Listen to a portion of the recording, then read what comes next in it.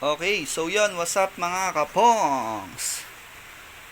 Hamster update lang tayo. Bali, ngayong araw naglinis tayo ng mga bean cage. Lahat ng karamihan ng mga bean cage natin, pinalitan natin ng kusot. Bali, ito yung method ng cleaning po natin. Sabay yung pagkain, pagpapakain, saka pagpapalit ng kusot. Okay?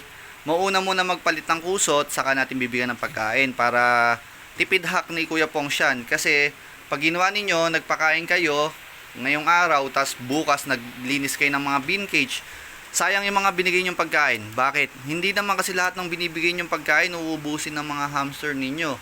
Ilalagay sa mga sulok-sulok yan ng bean cage.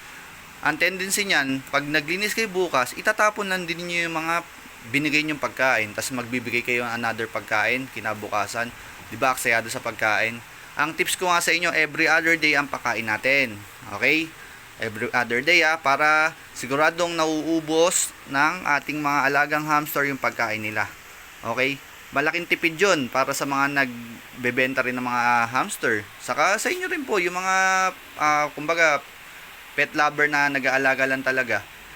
Kung medyo naparami yung breed nila, at least yun, makakatipid po sa kanila. Okay? Re-remind ko lang sa inyo, linis muna bago magpakain ng hamster. Okay? Yon, linis muna bago kain. Yon. Okay. Yan, napakarami niyan.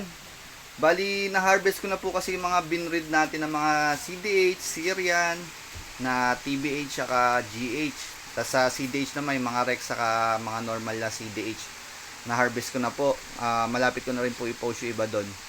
Okay. Hindi ko na nga na-post halos kasi naaagad Minsan kasi may mga nagwo-walk-in, napipili ka agad yung iba. Pero marami pa po akong stocks. Naka-breeding project po tayo. Napakarami ko pong binibreed. Iba't ibang kulay para hindi po tayo maubusan. Okay? Yan. Meron na rin po tayong alagang gerbil ba yan? Nag-anak na rin po sila. Kaso, ibibreed ko pa po. Paparamihin ko pa po para kung may gusto, ayun, go lang ng go. Tapos meron rin tayong mga rats. Bata pa pero ibibreed ko na rin yan. Okay? Yan. Yan lang yung update natin sa mga hamster natin. Naka full pack tayo ngayon. Full force yan. Napakarami po nating ibinibreed. Tingnan naman nyo yung bean cage, di ba? Nakalatag na yung karamihan ko sa bean cage. Nilabas ko na yung mga hindi ko nagagamit. Pero marami pa pong hindi nagagamit talaga. Nakastock pa. Yan. Tingnan nyo po. Ayan, mga CDH2 sa part na to. Yan. Nandyan lahat.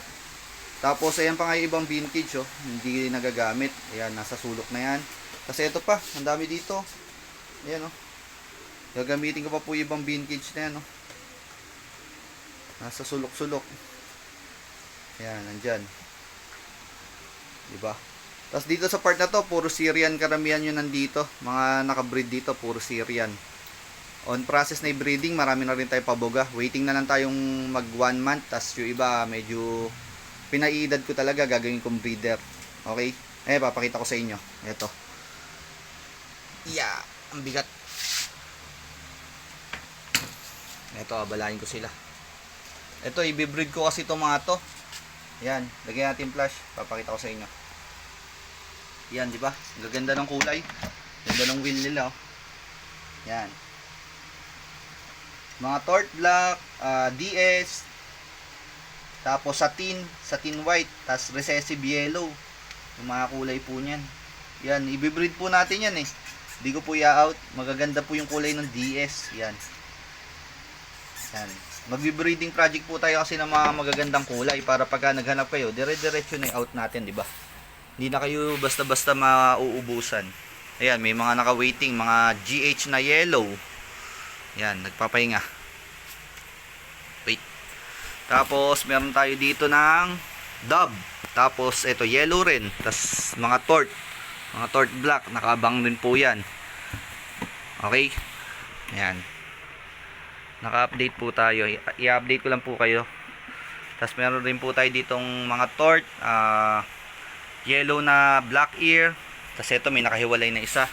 Ito, i-breed ko to. Ayan. Yellow rin po siya, female. Ayan. Tapos ito, yung tort black natin.